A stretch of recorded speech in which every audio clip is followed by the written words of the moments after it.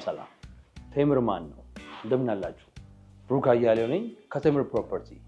ዛሬ ትንሽ ስለ ቴምር ያለውን ነገር ላውራችሁ ወደ እናንተ መጥቻለሁ። ቴምር ፕሮፐርቲ ማን ነው? ቴምርን ስላወቃችሁ ምን ታገኛላችሁ?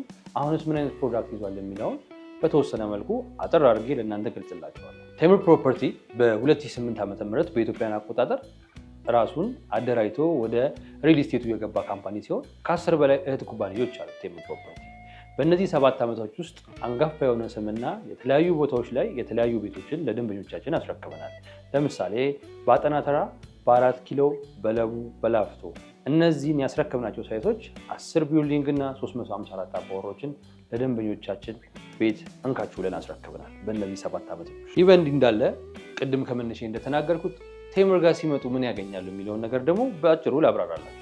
ቴምር ጋር ሲመጡ የቴምር ፕሮዳክቶች በሙሉ ቴምር የሚይዛቸው ቦታዎች የሊዝ መሬቶች ናቸው። ይሄ ማለት ለእናንተም ለወዳጅ ዘመዶቻችሁም ይህን ቦታ ስትገዙ በዚህ መሬት ላይ ለሚፈጠረው ማንኛውም ነገር ኃላፊነቱን የሚወስደው መንግስት ይሆናል ማለት ነው።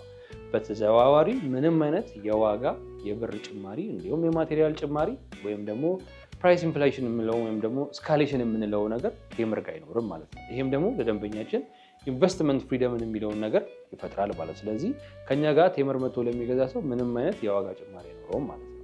ይሄ ቴምር ጋር ስለመጣችሁ የምታገኙት ጥቅም ይሆናል ማለት ነው።